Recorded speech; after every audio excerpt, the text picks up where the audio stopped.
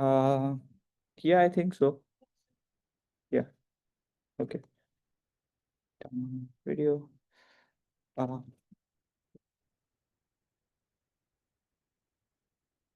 Hello, everyone. Thank you for attending my defense talk. I'll be presenting my dissertation titled Novel Exploration Strategies for Sample Efficient Reinforcement Learning. My name is Sheel. I'm a PhD candidate in the Department of Computer Science and Engineering. Now, before starting my talk, I'd like to mention a few suggestions that I've incorporated in my defense talk based on the feedback from my committee during my prelims exam. Specifically, I've added discussions on prior work and highlighted research gaps more explicitly.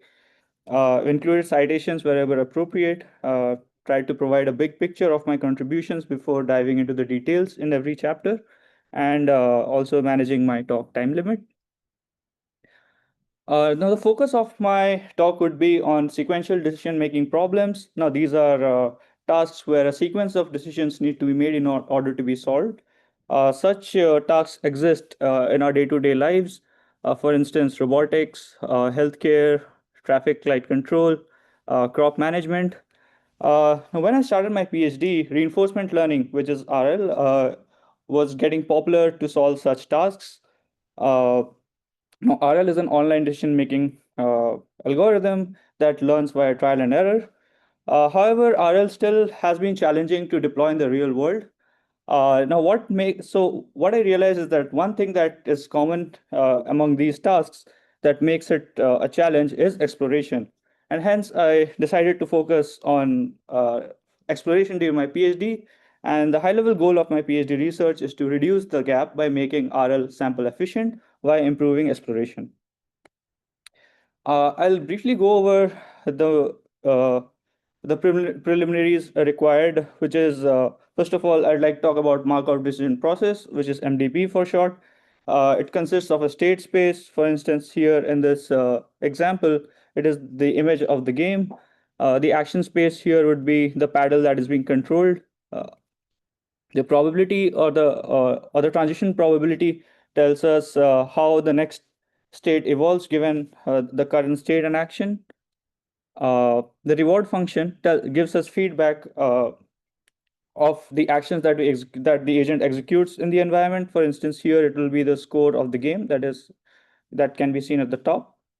And there's also a discount factor which tells us how far into the future we should look ahead in order to make optimal decisions. The Markovian property states that the future state is only dependent on the current state and action, irrespective of the history of states and actions. And and the agent here perceives a state from the environment, executes an action in the environment, receives a reward from the environment, and also the next state. And this is how the agent interacts with the environment and learns via trial and error. Some terminologies that are used in RL, for instance, policy which maps states to actions. This can be either deterministic or stochastic, where the actions are mapped to a distribution. Trajectories, which is a sequence of state action pairs. Return is the sum of rewards that is obtained at every step. And the RL optimization problem is to learn a policy that maximizes the expected return.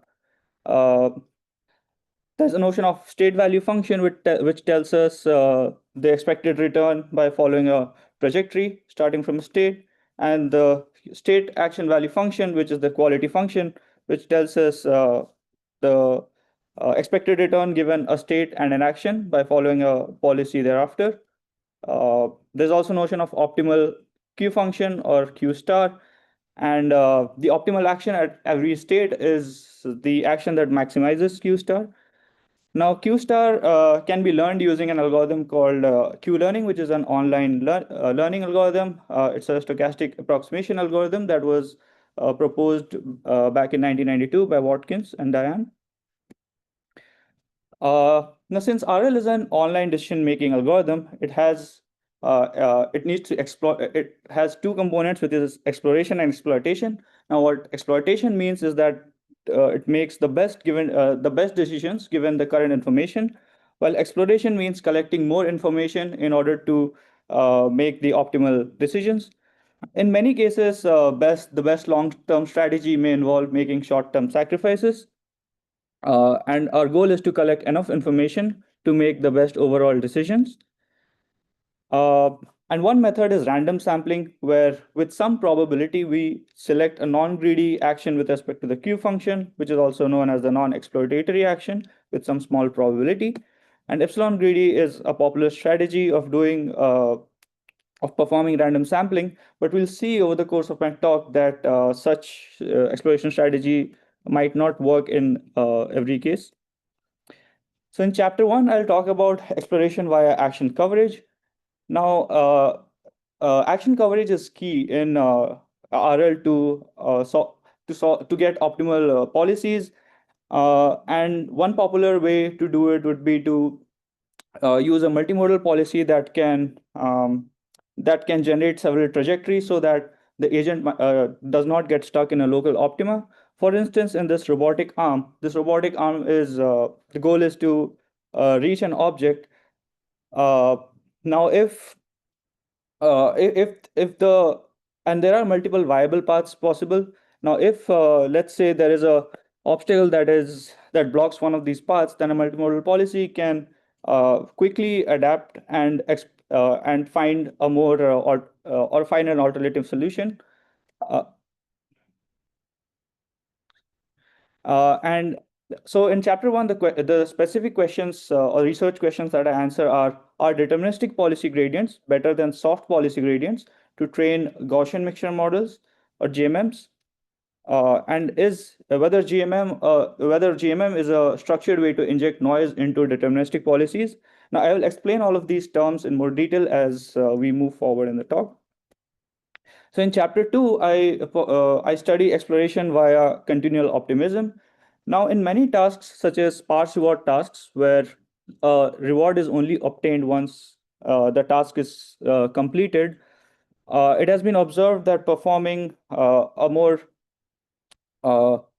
more breadth first like search initially or breadth first like exploration initially helps in reducing the sample complexity. For instance, in the same robotic example or robotic arm example, uh, a reward is only obtained once the robot arm is picks the object. So and it receives a sparse feedback once the task is completed. And it has been seen that doing a more optimism based exploration or curiosity driven exploration, well, the state action space is visited uniformly, at least during the initial stage of learning, is helpful in accelerating RL. Uh, so in chapter 2, the questions that I answer are: how can optimistic initialization based methods be made robust under stochasticity and non-stationarity? Uh, can continual optimism perform curiosity driven exploration? And thirdly, see whether how can continual optimism be scaled up. In chapter 3, I talk about exploration via guidance. Now, now RL has a major challenge of RL is its sample inefficiency. For instance, let's say we have in this task a car trying to follow a lane. Uh, an RL agent trained from scratch spends a lot of time trying to just stay in the lane. It goes out of the lane multiple times since RL learns from trial and error. In such situations, let's say if we have a policy that can tell the agent to stay in lane, then the RL agent can focus on can use uh, this suboptimal agent as guidance and learn to move fast as possible using RL. So specifically in chapter 3, I answered the research questions. Uh, Number 1, can we leverage a suboptimal policy to improve the sample efficiency of RL? And the other question that I answer is, can we monotonically improve over the suboptimal policy? Now let's look at exploration via action coverage. Let's look at this example where this robotic arm is trying to pick an object and from position A and trying to place at position B. It has been observed focus on the line here, on the curve here on in green. It's been shown that this is a deterministic policy gradient-based algorithm where the policy is deterministic in nature. It has been seen that deterministic policy gradient-based RL algorithms perform poorly in such sparse reward continuous control tasks. This is mostly because the probability of reaching the goal decreases exponentially as the horizon length increases with random exploration. Now, prior work performs distributional RL where the critique can capture multiple modes, but the actor is still unimodal and hence converges on a specific mode. Uh, Soft policy density approximation, for instance, parametric distributions have also been used in prior work. However, the results have not been better than just using a single Gaussian policy for representing the actor. GMMs have also been used in the past in with RL, but for instance, SAC-M shows no clear evidence in favor of GMMs. But there is some work that marginally outperforms unimodal Gaussian-based policy, and that is the motivation behind my work. So the specific research gap that I try to address is do GMM-based policies trained using deterministic policy gradients explore better than a unimodal policy? And these are some citations of prior work. So the key observations I make are GMMs are a flexible approach to modeling complex distributions. GMMs trained with soft policy gradients show no improvement. It is well known from literature that optimal policies are deterministic for fully observable MDPs. And I've highlighted all of the prior observations or prior results that have been shown in prior work by this green document symbol here. Also, deterministic policy gradients are simple to compute as they avoid integrating over the action space, as can be seen in the case of stochastic policy gradients, where the action is they need to be it needs to be integrated over the action space.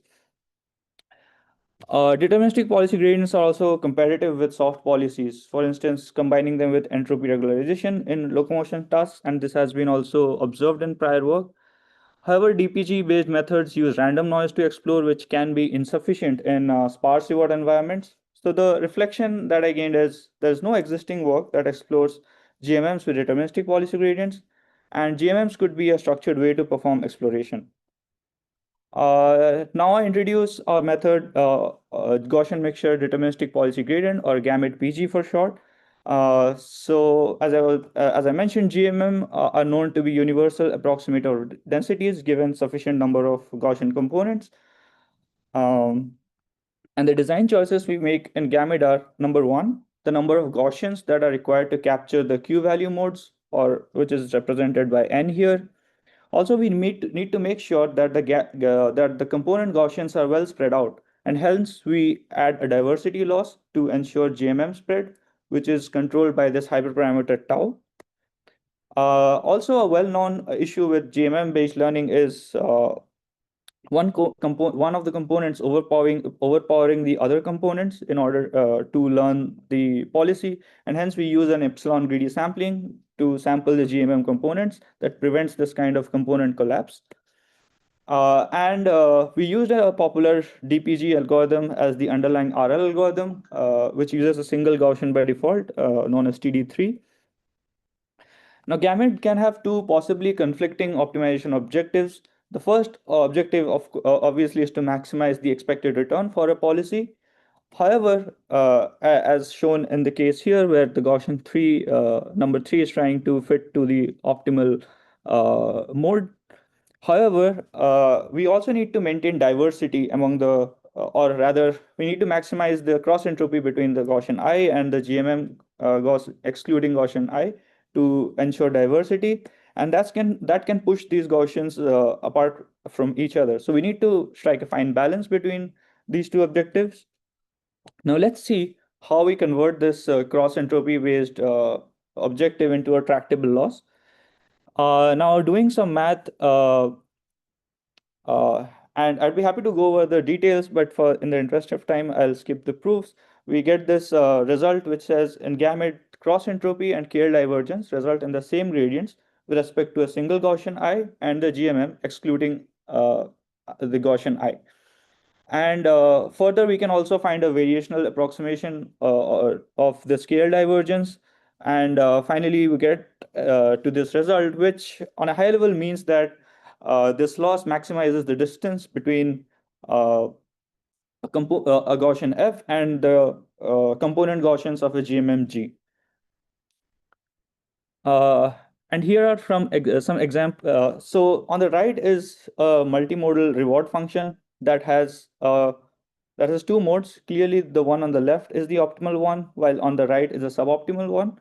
We see that single Gaussian based algorithms, for instance, SAC.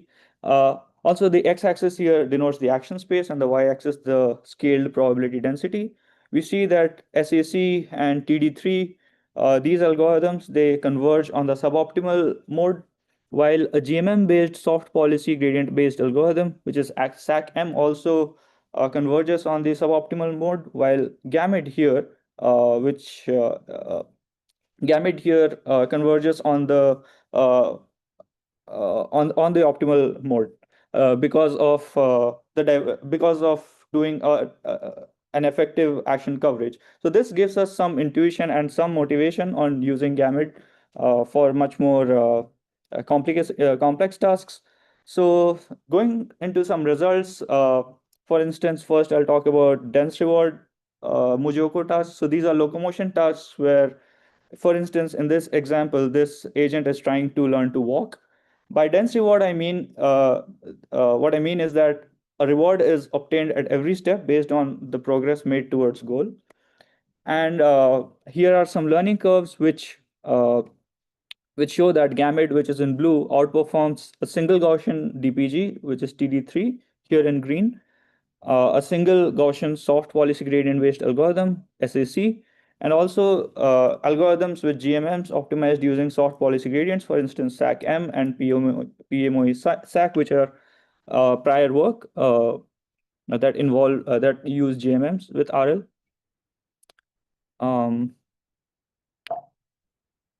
And results uh, on a suite of more Mujoko, or 5 other Mujoko tasks show similar trends where gamete outperforms TD3 in 6 out of 6 tasks, and stochastic gradient-based algorithms such as SAC-M and PMOE SAC in 3 out of 6 tasks. Now, talking about sparse reward test fetch tasks, these are goal-reaching tasks. For instance, here in this domain, this robotic arm is trying to pick an object and place it at another specific goal position. So in these kind of environments, a non-zero reward is only received on reaching the goal. And we see similar trends here. You can see that TD3 here in green, it performs poorly, while gamete improves its so gamete in blue outperforms TD3 in green, and however, it still performs worse than SAC and SAC-M. And similar trends are also observed in a suite of other fetch tasks, which showing that gamete outperforms TD3 in all of them, but performs worse than soft policy gradient based variants. And this has been also observed in prior work, showing that in general, entropy-based learning is effective in solving sparse reward tasks. Performing some sensitivity analysis, we show that a higher tau, which is the hyperparameter that controls the diversity among the GMMs, results in a higher dvar or variational distance, and an optimal tau results in diversity as well as effective learning, which is shown by the red curve here. And we also do some sensitivity analysis on the number of Gaussians. Usually we see that higher number of Gaussians is beneficial. In our experiments, we see that in general, 3 to 5 Gaussians are sufficient in performing effective learning. Similarly, decaying tau is beneficial. And setting a low but non-zero epsilon is also beneficial in effective learning. So to conclude, gamete represents policy using a GMM of deterministic actors. It encourages policy spread via diversity loss and outperforms 4 existing RL algorithms on 3 out of 6 Mujoko tasks. And GMMs optimized using gamete PG should be favorably considered over soft gradients and dense reward continuous control tasks and improve upon single actor deterministic gradients. However, there are a few limitations. For instance, there are three additional hyperparameters that add tuning overhead, and currently it performs worse than unimodal stochastic policy gradient based algorithms in sparse reward continuous control tasks. One of my lab mates, Como, she has been able to address issues with the hyperparameters by pruning some of them and showing that gamete in fact is a promising direction. Uh, Now, moving to chapter two, I'll talk about exploration via continual optimism, where we do exploration similar to curiosity-driven exploration. So, in long horizon tasks, random sampling or epsilon greedy has been shown to be sample inefficient, and I tried to verify this by validating its performance on several exploration strategies on a few instances of the bridge problem. Now, what's the bridge problem? So let's consider this problem where we have an agent that's trying to cross a bridge. Here, the red cells denote the agent jumping off of the bridge. And let's say that the transition function is stochastic, which means the bridge is slippery. So, and the agent can take a left, right, or up and down actions. So, as we can see, uh, due to the slippery nature of the bridge, sometimes the agent might fall off the bridge. Now, this is also true where if the agent is trying to perform random sampling, where with some probability the agent decides to jump off of the cliff or jump off the bridge here. So as you can imagine, as the length of this horizon increases or the length of the bridge increases, the probability of reaching the goal decreases exponentially, making solving such tasks challenging. And in fact, we observe such trends on the Stoy grid worlds, on the Stoy bridge domain, showing that random sampling is inefficient. For instance, the curve here in dark blue shows that the agent converges on a suboptimal solution, while UCB-inspired methods or curiosity-driven methods, uh, which is represented by the curve here in green, does well, but it requires state action visit counts, which can be challenging when the state action space increases. However, of all popular approaches, we can see that optimistic initialization was the most sample efficient, which can be seen by the pink curve here. And the good thing is that optimistic initialization doesn't require state action visit counts, but it requires knowledge of the reward function to set the initialization. So yeah, so in optimistic initialization, all the key values are initialized with an optimistically high value. However, the limitations of optimistic initialization are it might get unlucky due to stochasticity. For instance, a good action might furnish low rewards, and because it does not visit state actions infinitely many times to improve its estimate, it might get stuck on a suboptimal solution, as seen by the pink curve here.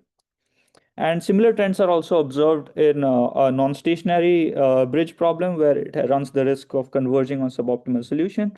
So the key problem here is that optimistic initialization is not infinite often. So next, I introduce some of the properties that I use for the proposed solution that are basically preliminaries for the proposed solution. One is coverage at limit, which means that uh, each state action pair is visited at least once by the exploration strategy. Infinite often visitation means that every state action pair every state action pair is visited infinitely many times. And property 3 is visitation tracking, which tracks or estimates the number of state action pair visits. And property 4 is curiosity, which basically we define as the following, where action visitation precedence is inversely correlated in expectation with the number of times that particular action was visited. Now going to that prior work involving exploration strategies, sampling-based exploration, as we saw, can be inefficient or sample inefficient in long horizon tasks. Uncertainty-based or curiosity-based driven exploration require either required to count state action visitation, or need an accurate estimator that can approximate such a visitation tracking. Uh, while optimistic initialization-based exploration has no infinite openness, however, prior work has shown that under low stochasticity, they can be helpful in accelerating exploration. Now, the research gap that I try to close is, does adding small bonuses without any visitation tracking to the Q values address the limitations of optimistic initialization? And these are some citations to prior work. So the key observations I make are: random exploration is sample inefficient in long horizon tasks.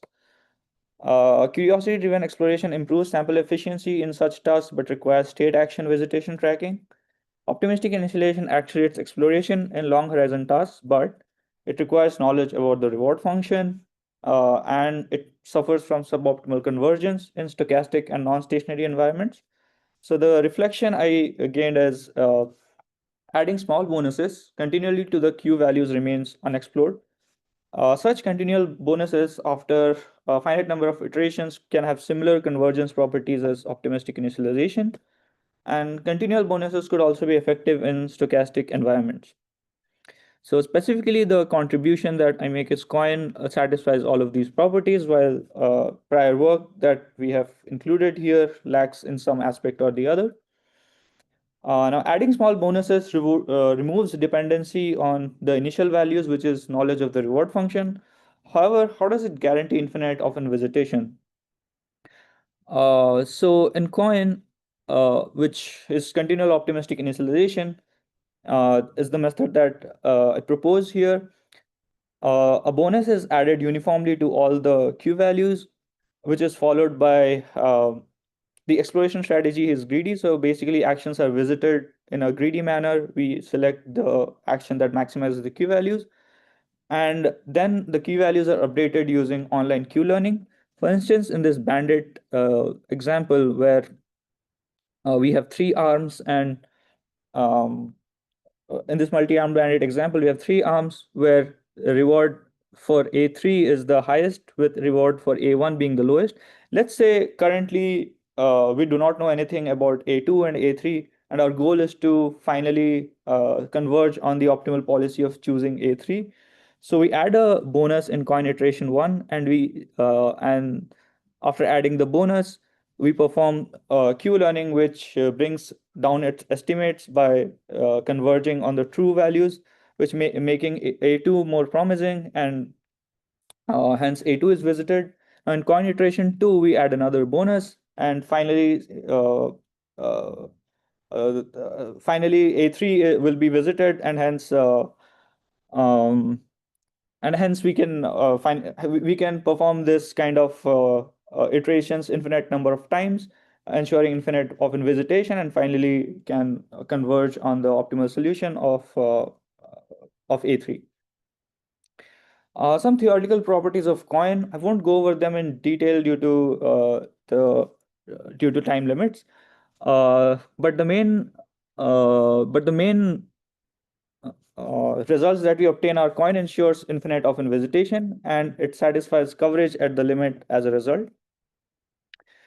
Now, before talking about the bonus in coin, I'd like to explain a little bit about the coin iteration step, which is basically the training step at which the maximum TD error along the greedy trajectories is within an epsilon threshold.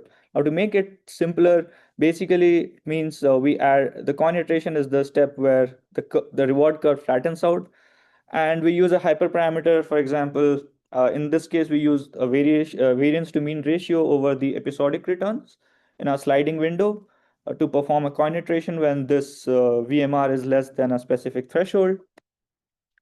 And the B setting that we use in coin is basically the maximum Q value difference that we observe over the states that are reachable by the exploration strategy, eta, and we also add a small positive value epsilon b, just to make sure that b is always positive.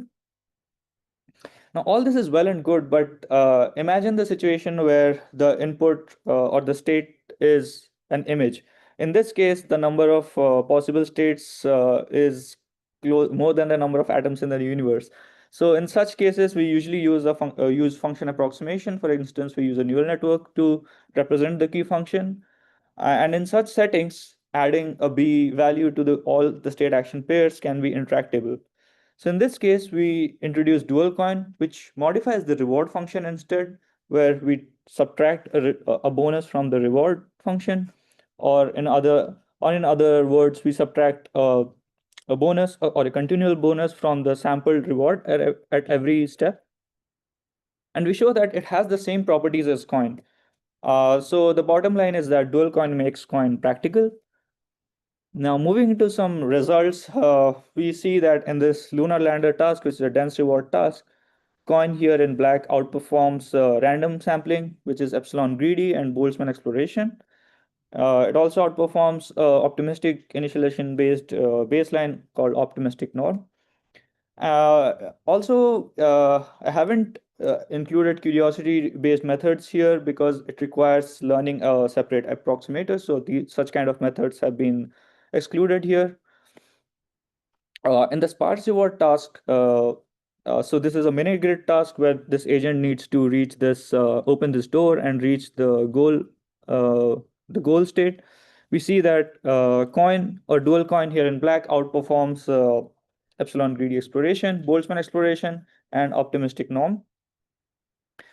And also in the other benchmark tasks, we see similar trends where dual coin outperforms baselines in 4 out of 6 tasks while performing on par in the rest.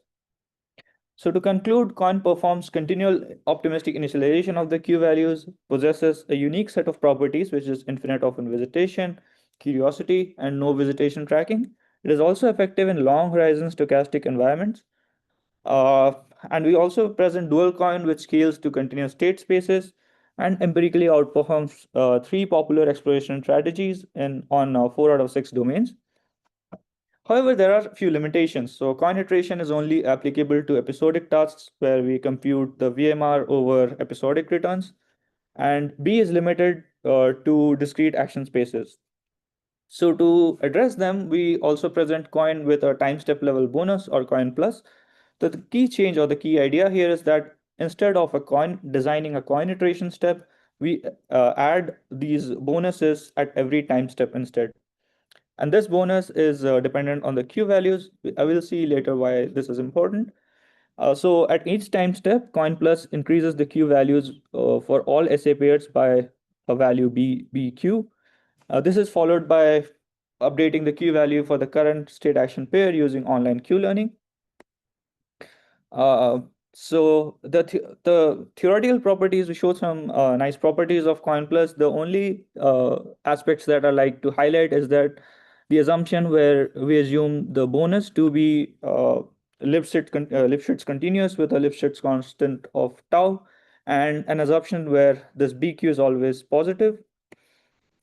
We also define this bonus addition operator C plus, which is applied to the Q function such that a BQ is added uniformly to all the Q values, while B here, the stylized B is the Bellman update, which is the update required used in Q learning.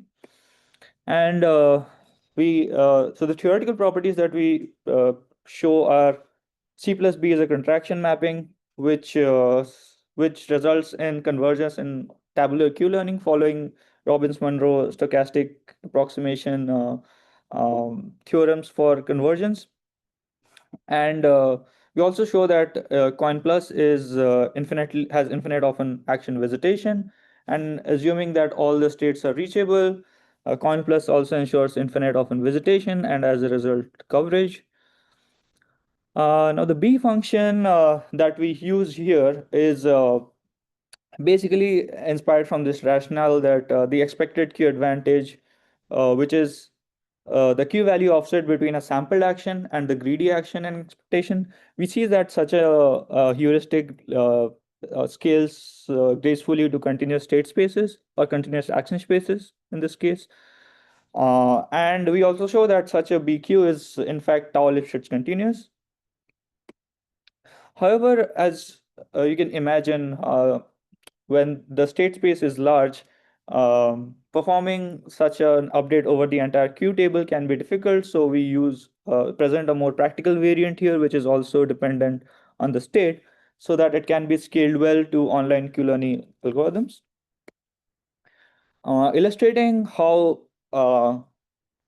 Coin Plus performs state visitation on this toy grid world problem, we see that it visits the state action pairs similar to like a curiosity driven method, while epsilon greedy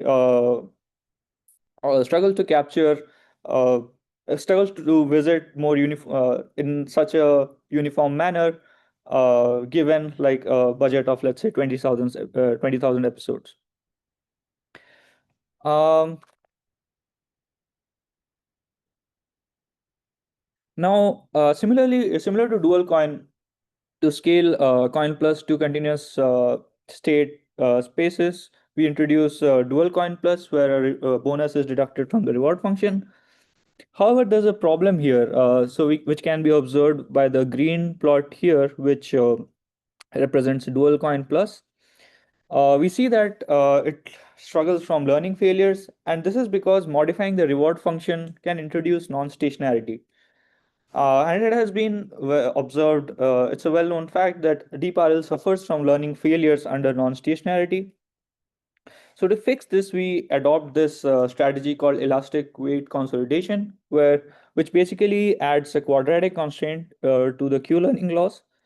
What this does is it pulls back each weight in the neural network towards its old values. And in a sense, it stabilizes learning by acting as a task regularizer. And we see that such a method helps in improving learning by seeing this pink curve here, which represents dual coin plus with EWC. Now moving on to some empirical study, dual coin plus. First, we try to compare dual coin plus with dual coin, seeing that dual coin plus here in green performs better or on par with dual coin, which is in black. And it also outperforms sampling based, curiosity based, and optimistic initialization based baselines.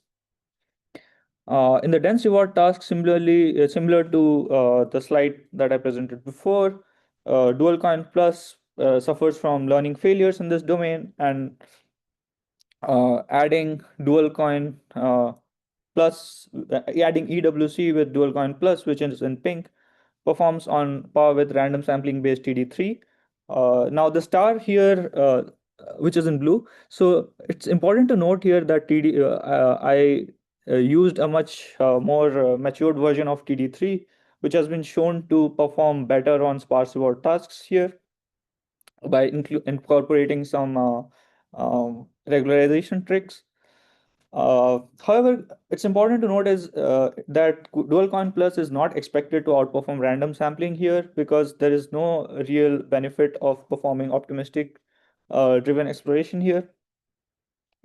However, we can see the advantages in sparse reward domains, where dual coin plus outperforms in green outperforms random sampling based TD3, which is in blue by a large margin. It also outperforms a curiosity driven based baseline, which is R&D in orange. However, it's interesting to note that EWC negatively affects learning here, which is the curve in pink. So this is more of like an empirical observation. And right now, I'd say that our recommendation is to use EWC with dense reward tasks while not use them in sparse reward tasks. So regarding the sensitivity analysis of the hyperparameter we use here, which is tau dual, we see that the performance roughly follows a convex function of tau dual, making tau dual straightforward to tune. Uh, so on all of the other OpenAI gym tasks, or considering the whole suite of, considering other OpenAI gym tasks, we see that DualCon Plus performs on par or better than the baselines. In the Mojoko tasks, DualCoin Plus EWC performs on par or better than DualCoin Plus and the TE3 variants. And in the fetch tasks, which are the sparse reward tasks, DualCoin Plus performs on par or better than TD3 and R&D. So to conclude, Dual Coin Plus performs continual optimistic initialization of Q values at every step. It possesses infinite often visitation and no visitation tracking. It is effective in long horizon stochastic environments and scales to continuous action spaces. However, there are limitations. For instance, EWC is currently context dependent. It depends on whether the task is dense reward or sparse reward. And right now, it is untested on domains with visual inputs.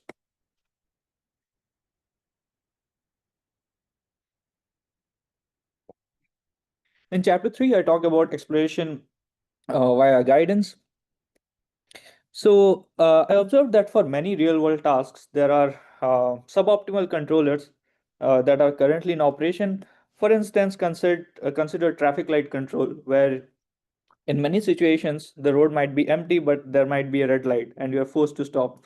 So such controllers should be improved, and RL is an attractive option to do that. However, learning from scratch using RL is unsafe in the real world, specifically due to trial and error based learning, and it can also be sample inefficient. So, in such situations, we want to maintain a baseline level of performance during online learning to make RL deployable in the real world. So, roughly, pictorially, this would represent uh, the learning where we maintain a baseline of level of performance during the initial learning phase and then slowly improve over time. So prior work, for instance, offline RL methods, they perform policy improvement only if the baseline policy has sufficient coverage. Our dagger style learning is upper bounded by the performance of the demonstrator, and this also is applicable to imitation learning as well. There are few approaches that also perform safety constraints. Hard constraints require uh, access to the MDP, or soft constraints give us a safe policy only at the end of training or not during training. Uh, there are algorithms that perform safe policy updates showing monotonic improvement via updating within a trust region. And in such cases, the policy can be initialized using a stochastic baseline policy, and we use such a method as a baseline. There's also work that combines demonstrations with RL, but they do not maintain a level of performance during learning. And DQFD, for instance, is only applicable to discrete actions. So the research gap that I address is, can we improve any baseline policy with online learning without hard constraints while not performing significantly worse than it? These are some citations to prior work. So the key observations I make are offline methods such as imitation learning and offline RL are limited by the performance of the baseline policy. Hard safety constraints require prior knowledge about the MDP, and learning with demonstrations or using a demonstrator provides no guarantees on the performance during online learning. So reflection again is, there's no existing work that improves over any given baseline policy using online learning. And what we can do here is to learn to imitate first and then improve. So here, for instance, to give like an illustration, RL has poor initial performance, the plot here in green, because it learns from trial and error, but it improves over time and can converge on the optimal policy. Imitation learning based methods cannot outperform the baseline, while we propose a method called joint imitation reinforcement learning, or JOL for short, which can imitate initially and then improve over time, as shown by the blue curve here. So our objective is to minimize unsafe exploration and converge on the optimal policy. Now, few terms such as regret, which basically means which is the difference between the expected return by the from the optimal policy and a given policy, while baseline regret means the difference between the expected return of a baseline policy and a given policy. Now, this term is always positive, so hence the max between this term and zero. So the assumptions we make for JUL are, we have access to a baseline policy. For example, it can be a suboptimal controller, it can be rule based, it can be stochastic or even human controlled or teleoperated. And off-policy RL algorithm, and we require access to an off-policy RL algorithm to leverage demonstrations so that we can learn from data sampled from another policy or a baseline policy. And there are a bunch of compatible popular algorithms such as SAC, TD3, and DDPG. And JUL is tested with SAC. So the key idea here is to imitate the baseline policy when the RL policy has high uncertainty, and explore when RL policy has low uncertainty and is close to the baseline policy. So to walk you through the process here, the agent always has access to two agents, the baseline controller and the RL controller. At every time step, it consults the is RL trustworthy module, which tells us whether it's safe to execute the RL action or whether it's unsafe to execute the RL action and execute the baseline action instead. And then this goes through a fabricate transition module, which I'll talk about in the next slides. So what does the trustworthy RL module do? So it basically calculates the entropy of the policy and the distance between the mean RL action and the baseline action, and then uses this term called divergence that we define, which is the sum of the entropy and the distance between the actions. And this is accumulated over a few time steps. And uh, if such a divergence is less than a threshold, then we switch to the RL, or else we execute the baseline action. And the motivation behind the fabricated transition is that it shifts the probability of the policy towards AB from RL. So the goal is to imitate the baseline here.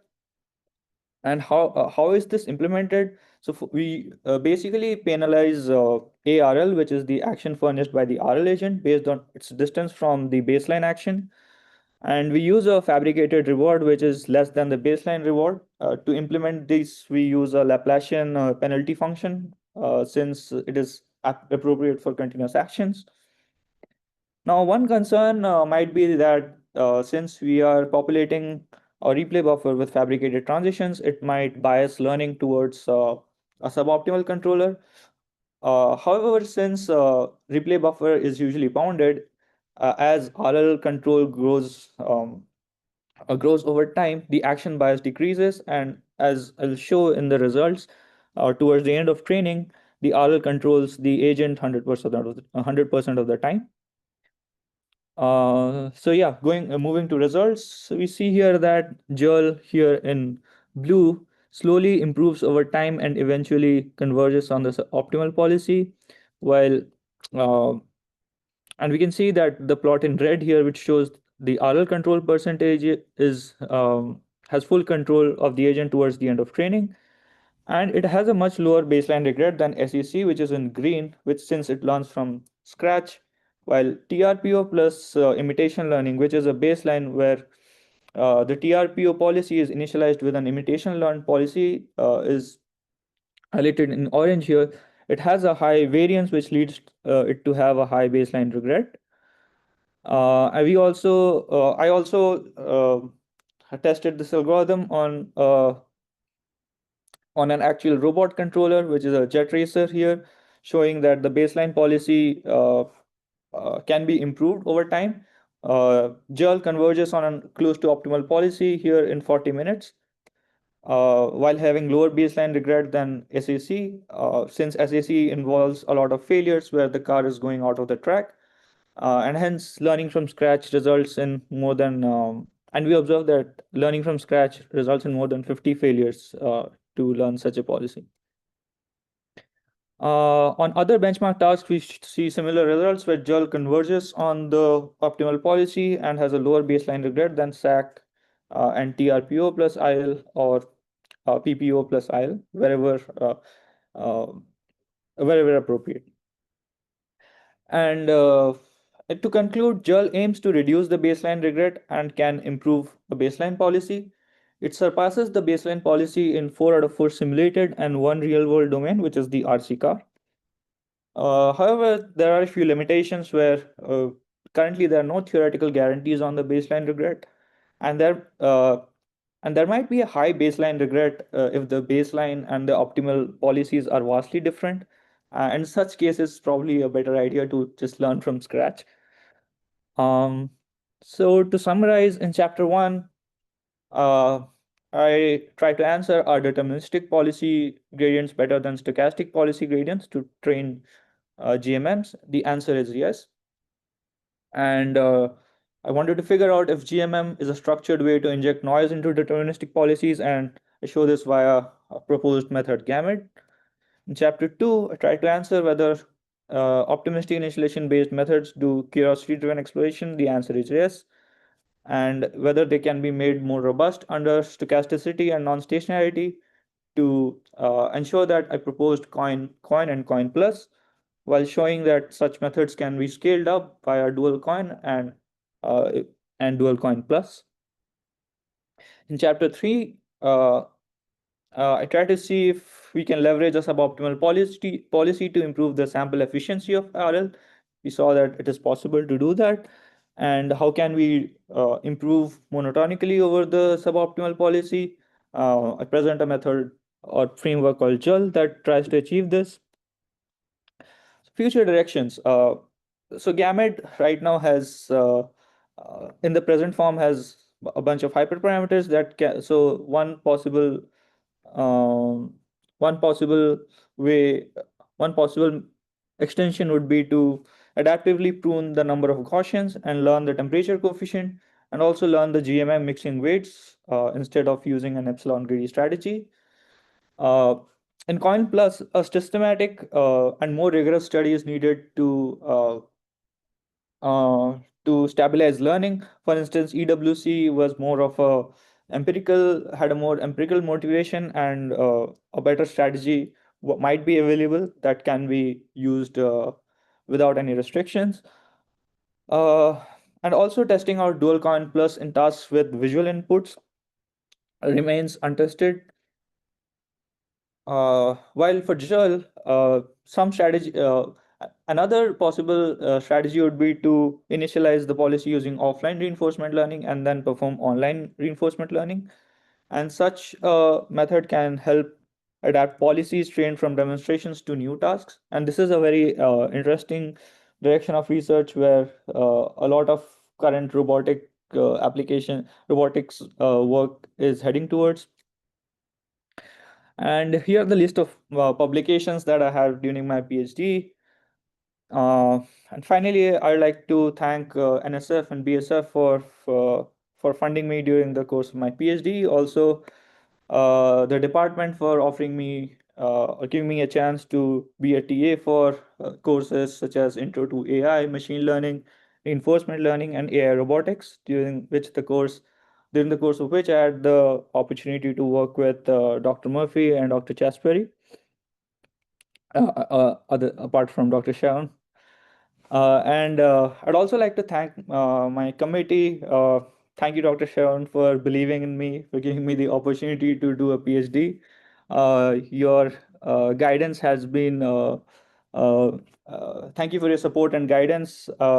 And your office was always open for, fruitful discussions and brainstorming.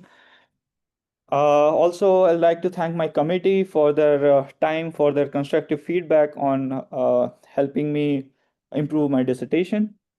Thank you, Dr. Kalatil, Dr. Song, and Dr. Chasperi. Uh, Also, none of this work would have been possible without my amazing collaborators, James, Sumit, Vaibhav, Jeff, Como, Josiah, who's an assistant professor now at University of Wisconsin, Vivek, Narendra for working with me at Teal, and Tushar Rishabh and Sambandh for working with me where we won third place in Tamit's data science competition. Also, my family, nothing would have been possible without their constant love and support and encouragement. Thank you, Papa, Ma, and Gudu. Also, my friends who would have, without whom would this PhD journey wouldn't have been would have been very boring, I would say. Thank you for being here there all the time. I will miss the fun we had, the songs we sang. So yeah. So next, I'm moving to Gatik. I'm joining them as a research engineer. It's an autonomous driving company based in Mountain View, California. I'll be working on developing world models and developing behavior planning based models. So that's it. Thank you for attending my defense talk, and I'll happy to answer any questions.